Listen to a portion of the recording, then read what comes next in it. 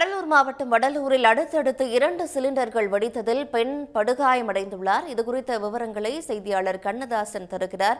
கண்ணதாசன், படுகாயமடைந்த பெண்ணின் தற்போதைய நிலை என்ன? 2 சிலிண்டர்கள் வெடிக்க காரணம் என்ன? கடலூர் மாவட்டம் வடலூர் NLC ஆபீஸ் நகரில் வசித்து வருபவர் முகமது ரஃபீக். இன்று காலை முகமது ரஃபீக் அவர்களது மனைவி சராபி வீட்டில் சமைத்துக் கொண்டிருந்த போது திடீரென 2 சிலிண்டர்கள் அடுத்தடுத்து வெடித்து விபத்து ஏற்பட்டது.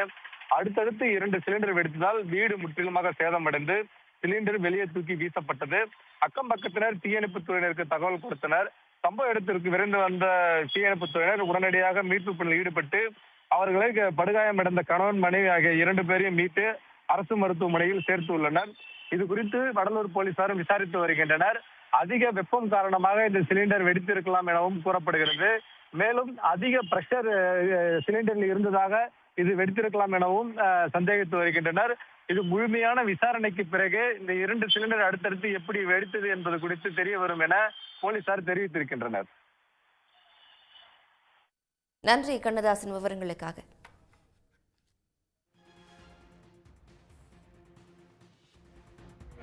இந்த கேஸ் இங்க கூட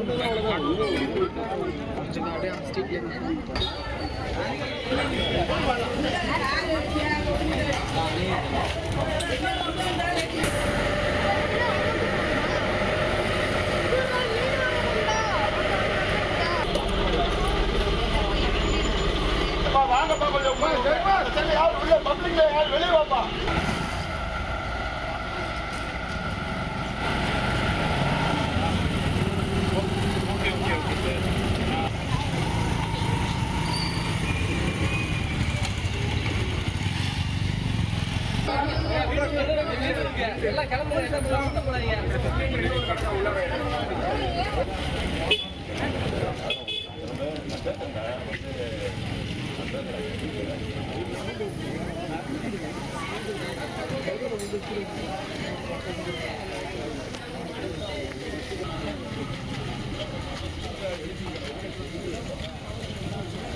உடனுக்குடன் செய்திகளை தெரிந்து கொள்ள சன் நியூஸ் பெல் ஐகானை கிளிக் பண்ணுங்க.